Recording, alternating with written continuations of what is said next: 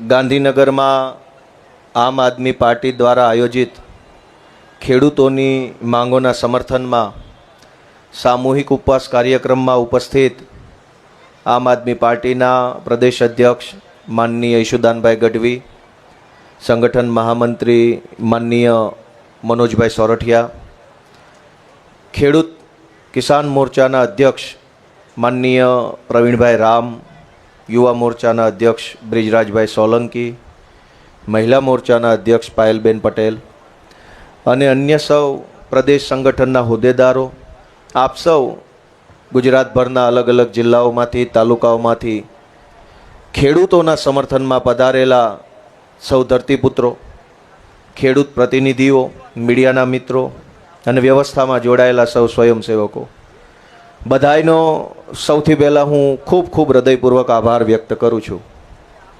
દોસ્તો, આજે આપણે ખેડૂતોની માંગોના સમર્થનમાં અહીંયા સામૂહિક ઉપવાસ કરી રહ્યા છે। ઉપવાસના શસ્ત્રનો સૌથી પહેલો ઉપયોગ ભારત દેશમાં આપણા સૌના આદરણીય રાષ્ટ્રપિતા મહાત્મા ગાંધીએ કર્યો હતો। ગાંધીજીની ફિલોસોફી એવી હતી કે શાસક જ્યારે ક્રૂર હોય, સત્તામાં બેઠેલો માણસ ઘાતકી હોય, સત્તામાં રહેલી સરકાર કે પાર્ટી કે નેતા સંવેદના વિહીન હોય, એનામાં લાગણી ન હોય, એનામાં માનવતા ન હોય, બીજા પ્રત્યેની કોઈ ભાવના ન હોય, અનુકંપા ન હોય, ત્યારે એવા શાસકની સામે લડવા માટેનું શ્રેષ્ઠ શસ્ત્ર એટલે સામૂહિક ઉપવાસ અથવા ઉપવાસ। અને એટલે આપણે ગાંધીજીએ ચીંધ્યો માર્ગ એમ જ્યારે કહીએ છીએ ત્યારે ગાંધીએ એ જ ચીંધ્યું છે કે ક્રૂર શાસક, ઘાતકી, જુલ્મી, હિંસક સત્તામાં બેઠેલો માણસ હોય ત્યારે એની સામેની લડાઈ એ મનોબળની લડાઈ હોય છે। હાથની લડાઈ નહીં, શસ્ત્રોની લડાઈ નહીં, ટેન્ક, તોપ, તલવાર, તીર, ગોળાની લડાઈ નહીં, મનોબળની લડાઈ। કેમ કે ઘાતકી માણસનું મનોબળ બહુ ઊંચું હોય, કેમ કે એ સત્તામાં છે। અને સામે બેઠેલો પીડિત માણસ જે હોય, એ ચાહે ખેડૂત હોય કે ફિક્સ પગારના કર્મચારી હોય કે આંગણવાડીની બહેનો હોય કે શહેરોના માણસો હોય કે ગામડાના હોય કે માલધારીઓ હોય કે પશુપાલકો, કોઈ બી હોય, એ જરાક મનોબળની લડાઈ લડતા હોય છે। આજે આપણે ગાંધીજીના રસ્તે ગાંધીનગરમાં બેસીને ગાંધીના ગુજરાતમાં રહેલી ક્રૂર ઘાતકી સરકારના કાન સુધી આપણો અવાજ પહોંચાડવા માટે બેઠા છીએ। અને આપણી વાત શું છે? આપણી વાત એમ છે કે દેશની આઝાદીની લડાઈ જે આપણા મહાપુરુષો લડ્યા, એ શું કામ લડ્યા? અંગ્રેજોની પણ સરકાર હતી, એના રાજ્યમાં કલેક્ટરો હતા, એના રાજ્યમાં એસપી હતા, એના રાજ્યમાં મામલતદારો હતા, એના રાજ્યમાં પીએસઆઈ હતા, ભાજપના રાજ્યમાં પીએસઆઈ છે, ભાજપના રાજ્યમાં કલેક્ટર છે। તો અંગ્રેજોના રાજ્યમાં જે કલેક્ટરો હતા અને ભાજપના રાજ્યમાં કલેક્ટરો છે, जनता बे वच्चे तो कई फरक लागवो तो जोईए। अंग्रेजोना कलेक्टर में भाजपना कलेक्टर में जो कोई फरक न लागतो होय, अंग्रेजोनी सरकार में भाजपनी सरकार में जो जनता ने कोई फरक न लागतो होय, तो पछी आ आजादीनी मतलब शुं वध्यो? आजादी आवी के न आवी एनो खबर केम पड़े? अंग्रेजो जुल्मी हता, घातकी हता, आपणा महापुरुषो एम मानता था। गांधीजी, सरदार पटेल, बाबा साहेब भगतसिंह, अनेक महापुरुषो, जवाहरलाल नेहरू, એ બધા એમ માનતા હતા કે આઝાદી આવશે, આઝાદી પછી આપણી પોતાની સરકાર આવશે, આપણે પોતે નક્કી કરી શકીશું કે આપણો નેતા કોણ હશે, આપણે પોતે નક્કી કરેલો નેતા આપણને પૂછીને કામ કરશે, અને આપણો નેતા આપણને પૂછીને કામ કરશે તો આ દેશમાં કોઈ સમસ્યા ક્યારેય ટકશે નહીં। આવશે તો ખરી પણ ટકશે નહીં। આવા વિચાર સાથે દેશને આઝાદ કરાવવામાં આવ્યો। થોડાક વર્ષો સુધી ગાંધીજીના પ્રભાવવાળા નેતાઓ હતા ત્યાં સુધી સરકારો હારી આલી, અને જ્યારથી ગાંધીજીનો પ્રભાવ ઓછો થયો અને ગાંધીજીના ફોટાવાળી નોટનો પ્રભાવ વધ્યો, ત્યારથી પછી આપણી વાત સંભળાવવાનું બંધ થઈ ગયું। લોકશાહીની ભાવના એવી હતી કે લોકોને પૂછીને કામ થાય, કેમ કે આખરે આવડું મોટું વિશાળ તંત્ર, मुख्यमंत्री, कैबिनेट मंत्री, मुख्य सचिव, नायब सचिव, कलेक्टर, मामलतदार, एसपी, टीडीओ, आरएफओ, फलाणु ढेकणु, न्यायाधीश, सेशन्स कोर्ट, हाईकोर्ट, आ बधु कोने बनाव्યું? लोकोए, जनताए। કોના માટે બનાવ્યું? લોકો માટે, જનતા માટે. અને બધાએ નિર્ણય કોના માટે લેવાનો છે? જનતા માટે, લોકો માટે. પણ આજે શું ફરક પડ્યો? આજ આ બધું તંત્ર કંપનીએ બનાવ્યું હોય એવી રીતે કામ કરે છે. નિર્ણય કોના માટે? કંપની માટે. તંત્ર કોના માટે? કંપની માટે. આપણે બધા કોણ છીએ? તો કે બસ ચૂંટણી ટાણે મત આપીને રવાના થાવ, ધંધે લાગો. દોસ્તો, લોકતંત્ર તો એ હતું કે લોકોની ઈચ્છા હોય એ કામ સરકાર કરે. અહીંયા ઊંધું છે કે સરકારની ઈચ્છા હોય એમ આપણે કરવાનું, સરકારે કે એમ નહીં કરીએ તો પોલીસ આવીને પકડી જાય. અંગ્રેજોમાં પણ આ જ વાત હતી કે અંગ્રેજોને ગમે એ કામ ભારતના લોકો ન કરે તો અંગ્રેજોની પોલીસ આવીને પકડી જાય. તો ભાજપમાં પણ એવું છે. ભાજપની સરકારને જબરજસ્તીથી ખેડૂતના ખેતરમાં થાંભલો નાખવો હોય, તમે ના પાડો તો પોલીસ આવીને પકડી જાય, થાંભલો નખાઈ જાય. નાનામાં નાનો પ્રશ્ન હોય, આપણી વાત કોઈ સાંભળે નહીં. ગમે એટલી ફરિયાદ કરીએ, ગમે એટલી રજૂઆત કરીએ, કાગળના થેલા મોટા મોટા થતા જાય, પણ એક સામાન્યમાં સામાન્ય પ્રશ્નનું નિરાકરણ ન આવે. આ કચેરીથી ઓલી કચેરી, ઓલી કચેરીથી ઓલી કચેરી, આ કચેરીથી આ કચેરી, અહીંથી અહીંયા, જેની પાસે જાઓ એ સરકારી માણસ એક જ જવાબ આપે કે અમારામાં ન આવે. તાલુકામાં જાઓ તો કે અમારામાં ન આવે, પ્રાંતમાં જાઓ તો કે અમારામાં ન આવે, પોલીસ પાસે ફરિયાદ લખાવા જાઓ તો કે અમારામાં ન આવે. તો તમે બધા કોનામાં આવો છો? તમે અમારામાં આવો છો કે તમે પાકિસ્તાનમાં આવો છો? ક્યારેક તો કોક આપણી પીડા સાંભળે, ક્યારેક તો કોકના મનમાં ચડક સંવેદના થાય કે આપણે આ આપણી જ જનતા છે, આ ખેડૂતો આપણા છે, આ ગુજરાતના લોકો આપણા છે, આ દેશ આપણો છે, આની વ્યવસ્થા આપણી છે, એવી ભાવના ક્યારેક તો કોકના મનમાં જાગવી જોઈએ. અને એટલે દોસ્તો, જેના મનમાં એવી ભાવના જાગી કે આ દેશ આપણો છે, આ રાજ્ય આપણું છે, આ ખેડૂતો આપણા છે, આ વ્યવસ્થા આપણી છે અને આ વ્યવસ્થાને સુધારવાની જવાબદારી પણ આપણી છે, એવું જેના મનમાં થયું એ બધા અહીંયા શમિયાણામાં આવીને બેઠા છે. બધાનો હું ખૂબ ખૂબ હૃદયપૂર્વક આભાર માનું છું. દરેક લડાઈનું પરિણામ તાત્કાલિક ન હોય અને દરેક લડાઈનું પરિણામ આપણે જેવું ઈચ્છ્યું હોય એવું કદાચ ન પણ આવે, પણ લડાઈ લડવી જરૂરી છે. આજે આપણે અહીંયા લડાઈ લડવા ભેગા થયા છે. ખેડૂતોના મુદ્દે, ગુજરાતના જનસામાન્યના અનેક મુદ્દાઓ પર લડાઈ લડવા માટે આપણે અહીંયા એકઠા થયા છે. ભાજપવાળા આપણી મજાક ઉડાવે છે, હસી ઉડાવે છે, ટીવીમાં બાઈટો આપીને જેમ ફાવે એમ આપણા વિશે બોલે છે. પણ ઇતિહાસના ચોપડે લખાઈ રહ્યું છે કે જ્યારે બધાય ભાજપથી ડરતા હતા ને, ત્યારે મુઠ્ઠીભર માણસો એવા હતા જે ગાંધીનગરની બજારમાં અડીખમ થઈને બેઠા હતા કે અમે ભલે સંખ્યામાં ઓછા છીએ પણ સત્ય અમારા પક્ષે છે, ન્યાય અમારા પક્ષે છે, વેદના અમારા પક્ષે છે, સંવેદના જનતા પ્રત્યેની અમારા પક્ષે છે, એવું આપણે ઇતિહાસને કહી શકીએ. દેશની આઝાદીની લડાઈ ચાલુ થઈ ત્યારે કરોડો લોકો નહોતા જોડાયા, એક ગાંધી જોડાયા. સૌથી પહેલા તો એક ગાંધીને સાચા સ્વરાજનું સપનું આવ્યું અને એને શબ્દ સ્વરાજ આપ્યું. આઝાદી નહીં, સ્વરાજ આંદોલન હતું. સ્વરાજ તો એ હતું ને કે આપણી વાત સાંભળ્યા પછી સરકાર નિર્ણય કરે. ગઈકાલે પરિપત્ર આવ્યો થાંભલા બાબતનો. રાતે તો ચોર હોય કામ કરે, સારો માણસ તો દિવસે કામ કરે. રાતના અંધારામાં પરિપત્ર આવ્યો. પહેલા તો ન્યાય એની માનસિકતા છતી થાય છે, રાતે કેમ, ધોળા દિવસે આવવા દેવો તો ને હામી છાતીએ. રાતે પરિપત્ર આવ્યો અને મેં વાંચ્યો.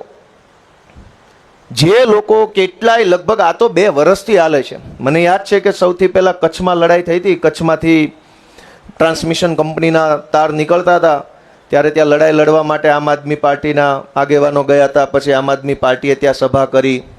પછી ગુજરાતભરના અલગ અલગ વિસ્તારોમાં વીજળી કંપનીના તાર નીકળતા, થાંભલા નીકળતા, એની લડાઈ આમ આદમી પાર્ટીએ લડી. પછી ખેડૂતો જોડાયા, કોંગ્રેસ પાર્ટી જોડાઈ, બધા જોડાયા, ધીમે ધીમે બધા જોડાયા. પણ 1.5 વર્ષથી આ ખેડૂતોના થાંભલાના મુદ્દાની લડાઈ ચાલે છે. એ દરમિયાન જે ભાજપના નેતાઓ કે જે કહેવાતા રાજકીય વ્યક્તિઓ એક શબ્દ નહોતા બોલ્યા, એણે કાલ રાતથી ઉપાડો લીધો છે. ઐતિહાસિક નિર્ણય, ખેડૂતો માટે અભૂતપૂર્વ નિર્ણય. ખૂબ ખુશ થઈ જાય, જાણે કે ખેડૂતોના બધાય દર્દ દૂર થઈ ગયા ને હવે ખેડૂત છે આમ અમેરિકા જેવો માહોલ થઈ જાય. 4 પાનાનું કાગળિયું અડધી રાતે બહાર પાડ્યું, ખેડૂત આબાદ થઈ ગયા. 1.5 વર્ષથી ખેડૂતો માર ખાય છે, જેલમાં જાય છે, FIR થાય છે. મોરબીમાં બહેનોને માર માર્યો ત્યારે જેની આંખ ન ખુલી, જ્યારે તેનું આત્મા ન જાગ્યો, ત્યારે જેનું મોઢું ન ખુલ્યું, એવા લંગરિયાએ હવારમાં જ્ઞાન આપવાનું ચાલુ કર્યું. ખૂબ સારો ને હા તું સારો નિર્ણય છે. આય તું 27માં સરકાર બદલાય પછી તને થોડુંક વ્યવસ્થિત રિપેરિંગ કરું. બહેનો ઉપર પોલીસ દંડા મારે, જેની આંખ ન ખુલે, જેનું મોઢું ન ખુલે, એણે હવારમાં સુરેશની તમાકુ ગલોફામ દાબીને બહુ સરસ સરકારે કામ કર્યું. હા, માગી તમાકુ મોઢામાં નાખીને ઉપડ્યા જ છો. કોક તો આને કે માણાના પેટના થાવ. તમે અમને મત ન દો કંઈ વાંધો નહીં. ભાજપના માણસો, ભાજપના નેતાઓને કહેવાનું તમને આ કાંઈ દેખાતું જ નથી.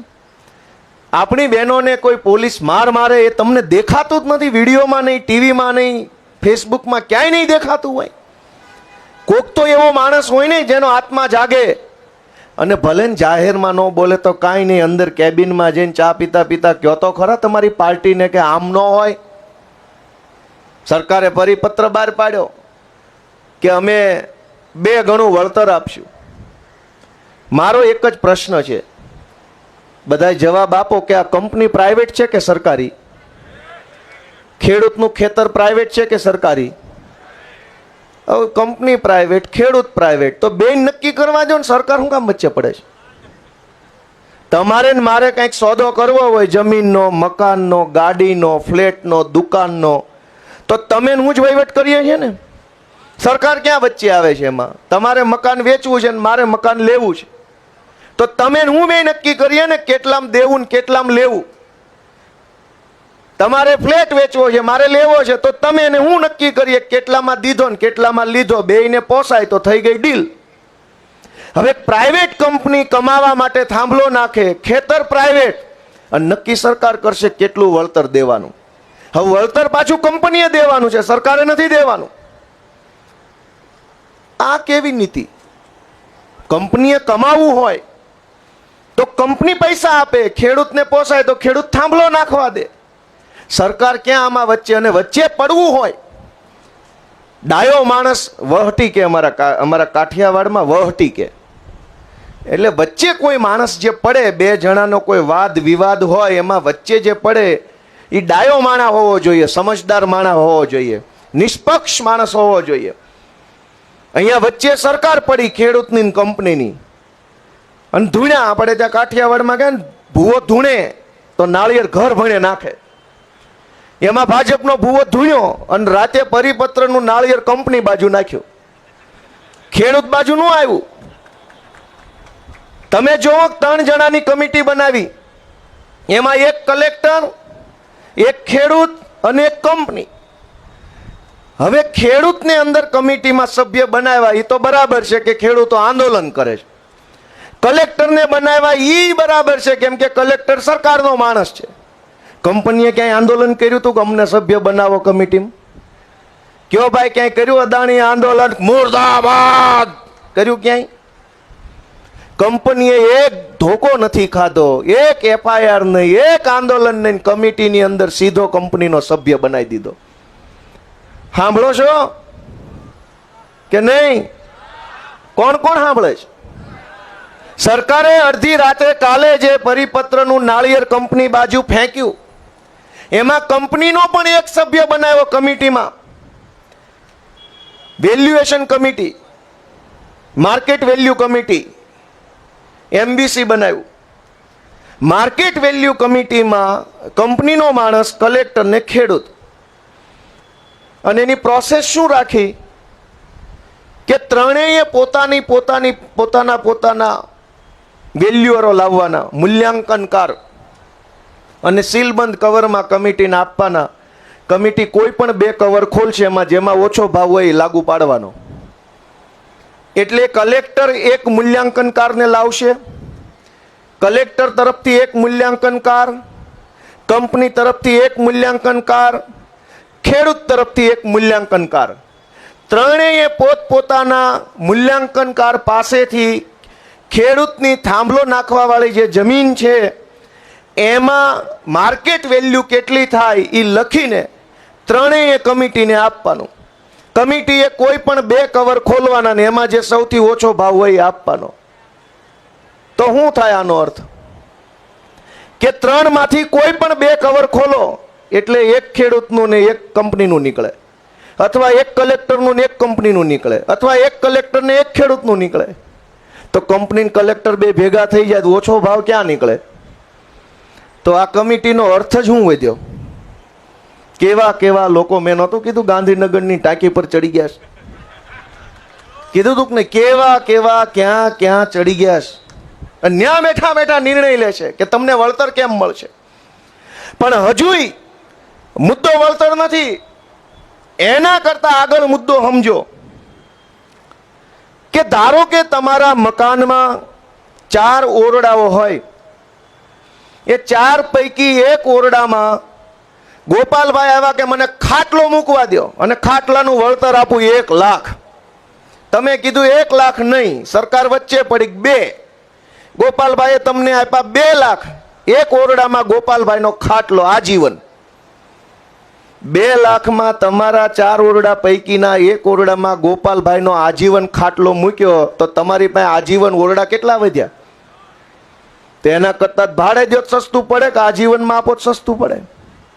ખેડૂતને એક વખત થાંભલો નાખવાના 5 લાખ, 10 લાખ, 12 લાખ, 20 લાખ, 40 લાખ આપ્યા તો પણ જમીનની અંદર થાંભલો તો આજીવન રહ્યો ને. હવે એક વખત પૈસાના આજીવન માલ વાપરવાનો આવું ક્યાં હોય? અમારે એક વખત પૈસા આપવા છે, આપી દો મામલતદાર ઓફિસનો બીજો માળ અમને ભાડે, ઢોર બાંધવા બીજા માળે 1 લાખ લઈ જાઓ. મામલતદાર ઓફિસના બીજા માળે ગાયું, ભેંસું, બકરા, નીણ ને પૂળો નાખવું છે, આપી દો, લાવો. આપી દેશો? કલેક્ટર ઓફિસના 3જા માળે અમારે રેસ્ટોરન્ટ ખોલવું છે, આપી દો અમને ભાડે, હાલો ગેસ્ટ હાઉસ ખોલવું છે. જે લોકો કલેક્ટર ઓફિસે કામ કરાવવા આવે ને એક ધકે કામ ન થાય ને રાત રોકાવું હોય 3જા માળે હોટલ ગોપાલભાઈ ઇટાલિયાની, આપશે ભાડે? તમારા મકાન નહીં આપો, તમારી બિલ્ડિંગો, તમારા મકાન નહીં, ખેડૂતનું પડાવી લ્યો. કેમ? તો કે સરકાર કંપનીની છે, સરકાર ખેડૂતોની નથી. પણ જે સરકાર ખેડૂતોની નથી એને મત કોણ આપે છે? કંપની કે ખેડૂતો? હે ભાઈ, કોણ મત આપે છે? કંપની પાસે ક્યાં મત જ છે? મત આપણા મતથી નેતા ચૂંટાય આપણો, સરકાર કહેવાય આપણી અને કામ કરે કંપની માટે. અને આવું 30 વર્ષથી હાલતું હોય તો જાગવું કોણે જોઈએ? સરકારે કે આપણે? થોડુંક તો આપણે જાગવું પડશે કે આ બધું ક્યાં સુધી હાલશે. અને અધિકારી શાહી એટલી બધે હાવી થઈ ગઈ છે કે એની કોઈ સીમા નથી. આપણું બધો જ નિર્ણય કલેક્ટર, મામલતદાર, એસપી બધા આપણું ઈ જ નક્કી કરશે. તો આપણે શું કરશું? કંઈ પણ થાય તો કે કલેક્ટર નક્કી કરશે. અને એક પ્રશ્ન થોડો છે આ થાંભલાનો, હજારો પ્રશ્નોથી ગુજરાતના ખેડૂત અને ખેતી મજૂરી કરતા માણસો અત્યારે દુઃખી છે. આ મહિનો વરસાદ મોડો થયો છે, વાવણી થઈ છે પણ હજુ મોડો થયો છે, પાછોતરો વરસાદ છે, એટલે એવું બને કે ઉત્પાદન રેગ્યુલર જેટલું ન આવે, ઉત્પાદન ઘટે. જે 15-20 દિવસનો પાક હોવો જોઈએ એના બદલે અત્યારે હજુ 2 દિવસનો 5 દિવસનો જ પાક હશે. તો 15 દિવસ મોડી વાવણી થવાના કારણે ઉત્પાદન ઘટે, ખેડૂતની આવક ઘટે અને ખેડૂત દુઃખી થાય. તો શું થશે એની ચર્ચા કે ચિંતા ગાંધીનગરમાં હજુ સુધી કોઈ કરવા વાળું નથી. હજુ તો એ વખત આવશે, પછી હાઈ પાવર કમિટીની નિમણૂક થશે, પછી કમિટીની 4-5 વખત મીટિંગ મળશે, પછી કમિટી કહેશે કે અમે રિપોર્ટ સરકારમાં આપ્યો ને બીજું બધું કરશે. ત્યાં નવું ચોમાસું. આ ચોમાસું લેટ ગયું એના કારણે અનેક તકલીફો ખેડૂતોને, પશુપાલકોને અને ખેતી મજૂરી કરતા માણસોને થઈ છે. પણ એની ચર્ચા કે ચિંતા ગાંધીનગરમાં ક્યારેય થતી નથી.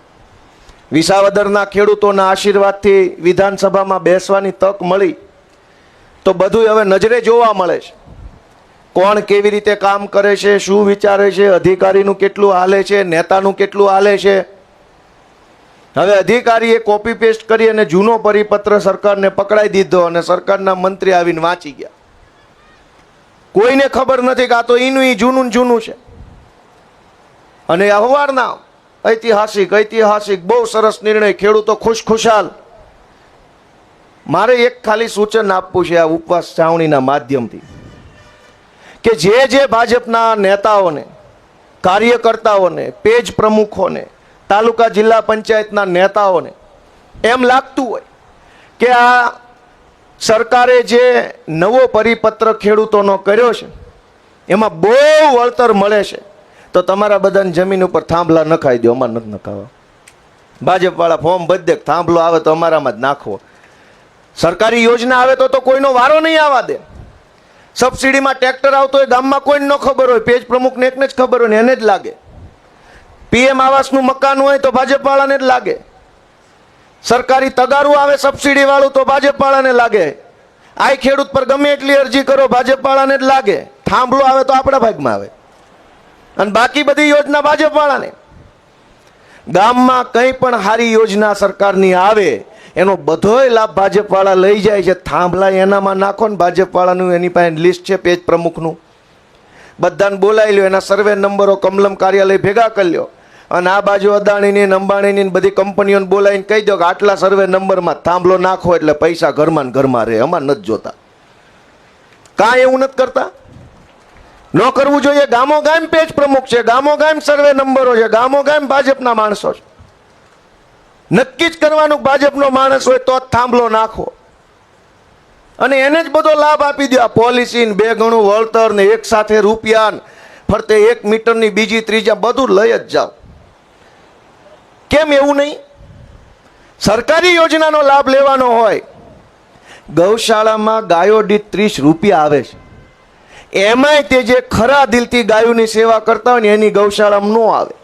ભાજપવાળાની ગૌશાળામાં બાંધી હોય 5 ગાયો, ચોપડે હોય 4000 ગાયો અને સબસિડી બધી લઈ જાઓ. તો થાંભલો ત્યાં નાખો ને. તમારે બધી જ સરકારી યોજનાનો લાભ લેવો હોય તો ભાજપવાળાને થાંભલો નાખવો હોય તો નિર્દોષ ખેડૂત. કયો ભાઈ આ વાત વ્યાજબી છે કે ગેરવ્યાજબી? કોને કોને વ્યાજબી લાગે કયો તો ખરા? જરાક આપણે ગુજરાતના ખેડૂતો સુધી આ વાત પહોંચાડવી પડશે કે હવે આપણે બધા જાગૃત થવાની બહુ જરૂર છે. દોસ્તો, આમ આદમી પાર્ટી ગુજરાતમાં લાંબા સમયથી સંઘર્ષ કરી રહી છે. અનેક મુદ્દાઓ ઉપર, અનેક મુદ્દાઓ ઉપર ગુજરાતની જનતાનો અવાજ ઉઠાવે છે. ખેડૂતોના મુદ્દે પેપર લીક થતા હતા તો પેપર લીકના મુદ્દે હું નિશુદાનભાઈ જેલમાં જઈ આવ્યા. ત્યાર પછી ડ્રગ્સના મુદ્દે, આરટીઈના મુદ્દે, ફિક્સ પગારના કર્મચારીઓ બાબતે, નાના મોટા આઉટસોર્સની નોકરી કરતા કર્મચારીઓ માટે, આંગણવાડીની બહેનો માટે, પોલીસ માટે, બધાય માટે મુદ્દા ઉઠાવવાનું કામ આમ આદમી પાર્ટીના લડાયક યોદ્ધાઓએ કર્યું છે. દોસ્તો, એ બદલ આપણને ગર્વ હોવું જોઈએ. આપણે નાના માણસો છીએ, આપણી સંખ્યા થોડી છે, પણ આપણી હિંમત એવડી મોટી છે કે ગુજરાતમાં 30 વર્ષ જૂની સરકારે પણ આપણી વાત સાંભળવી પડે છે. એ આપણે સત્યની તાકાત છે. દોસ્તો, તાકાત શબ્દોમાં નથી, તાકાત સત્યમાં છે.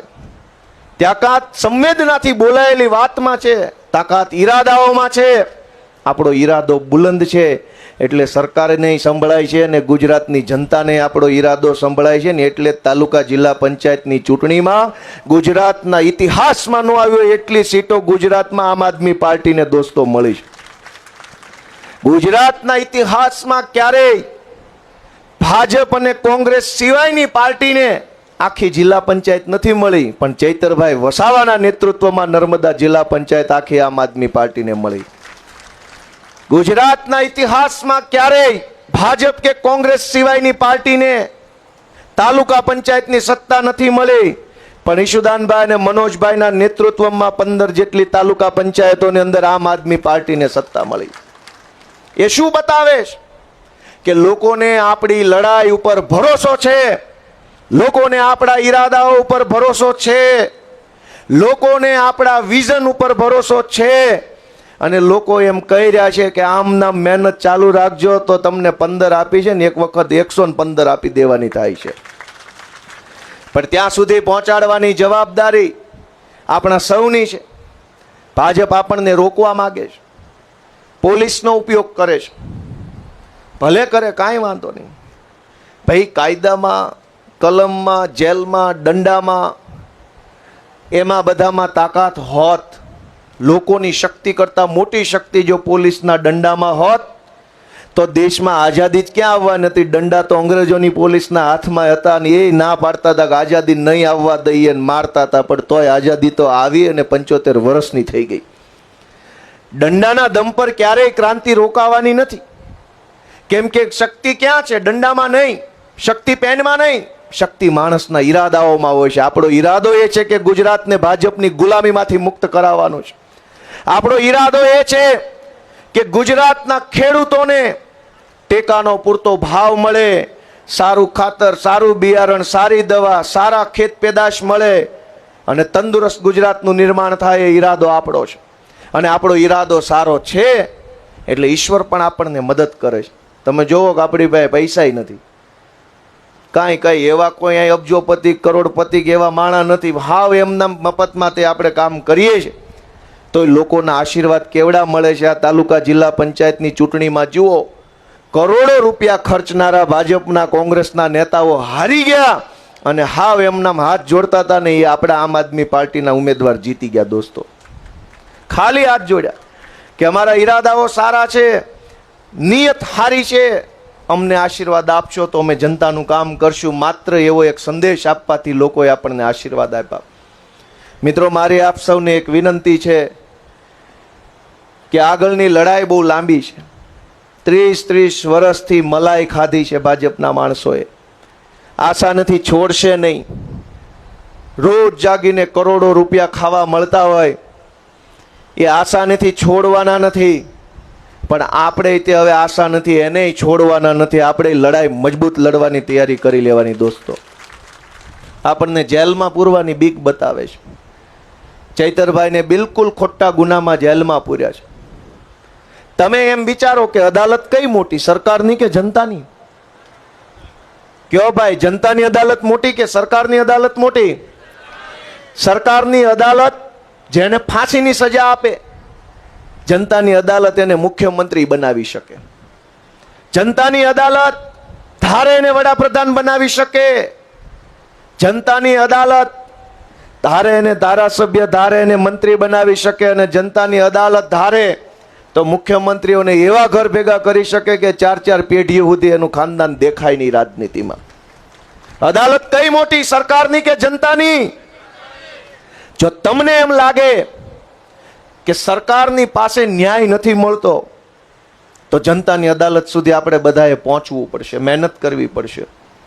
જનતા રાહ જોઈને બેઠી છે કે આમ આદમી પાર્ટીના યોદ્ધાઓ આવે તો અમારે એને સહકાર આપવો છે, અમારે એને આશીર્વાદ આપવા છે, અમારે એની સાથે રહેવું છે. પણ ઘણી વખત એવું બને કે આપણે એમના સુધી ન પહોંચ્યા હોય. આપણે બધાએ કમર કસવાની છે અને કોઈ પણ જાતની ચિંતા કર્યા વગર, ડર કર્યા વગર, ડર રાખ્યા વગર માત્ર ને માત્ર એક જ લક્ષ્ય કે ગુજરાતને ભાજપની ગુલામીમાંથી મુક્ત કરાવવા માટે હું અહીંયા આવ્યો છું, એ લક્ષ્ય લઈને કામ કરીશું. તો મને જરૂર વિશ્વાસ છે કે 27ની અંદર જ મોટું પરિવર્તન થશે. 2020માં મનોજભાઈ, રામભાઈ ધડુક, આ બધા આગેવાનો આમ આદમી પાર્ટીમાં કામ કરતા હતા કિશોરભાઈ દેસાઈના નેતૃત્વમાં. અને એ વખતે હું નવો આમ આદમી પાર્ટીમાં જોડાયો તો ખૂબ લોકોએ ટીકા ટિપ્પણી, મજાક, મસ્તી, મેણા ટોણા કર્યા કે ભાઈ આ પાર્ટી થોડી હાલે, તમારી જેવા તો કેટલાય આવી ગયા, તમે ન હાલો, તમને શું આવડે, તમને કાંઈ ખબર નથી પડતી, તમને કોઈ મત ન આપે, તમને ઊભા નહીં રહેવા દે, તમને ઘૂસવા નહીં દે, તમે જશો તો તમને મારશે, તમારી ઉપર કેસ થશે, તમારી પાર્ટી નો હાલે, તમારા નેતા નો હાલે. હજારો મેણા મારનારા લોકો હતા, ભાજપવાળા હતા, કોંગ્રેસવાળા હતા, પોતાને ખૂબ મહાન રાજકીય વિશ્લેષક માનનારા લોકો પણ એમાં બેઠા હતા અને ટીકા ટિપ્પણીઓ કરતા હતા કે તમે નો હાલો. દોસ્તો, ઈરાદો સાફ રાખ્યો, સંઘર્ષ છોડ્યો નહીં, પૂરા દિલથી મહેનત કરી તો એ બધાના મોઢા જે સિવાય ગયા છે. કોઈ એમ નથી કહેતો કે આ પાર્ટી નો હાલે. બધા એમ કહે છે કે હાલે તો આમ આદમી પાર્ટી હાલે. શું કામ? કે આપણે મહેનત કરી છે. જે ગુજરાતમાં કોઈને કલ્પનાય નહોતી કે ભાજપ અને કોંગ્રેસ સિવાયની પાર્ટી ગુજરાતના લોકો માટે ઊભી થશે, લડાઈ લડશે, મજબૂત બનશે, એવો વિશ્વાસ નહોતો ગુજરાતમાં. ન્યા ચૈતર વસાવા જેવો એક શક્તિશાળી કદાવર બાહુબલી માણસ ધારાસભ્ય તરીકે ઉભરી આવ્યો ને આખા આદિવાસી સમાજને એક નવી આશા અને હિંમત આપવાનું કામ કર્યું. આદિવાસી સમાજ ખેતી અને પશુપાલન સાથે સંકળાયેલો સમાજ છે. વર્ષોથી આદિવાસી સમાજનું શોષણ થયું.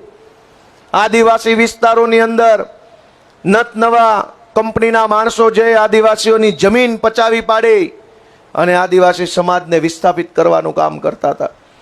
ચૈતર વસાવા એક એવા યુવા નેતૃત્વ તરીકે ઉભરી આવ્યા કે એણે આખા સમાજને હૂંફ આપવાનું, હિંમત આપવાનું, વિશ્વાસ આપવાનું અને કંઈક એમના હક અધિકાર અપાવવા માટેનું કામ કર્યું. દોસ્તો, ચૈતરભાઈ માટે એકવાર આપણે જોરદાર તાળીઓ પાડીએ.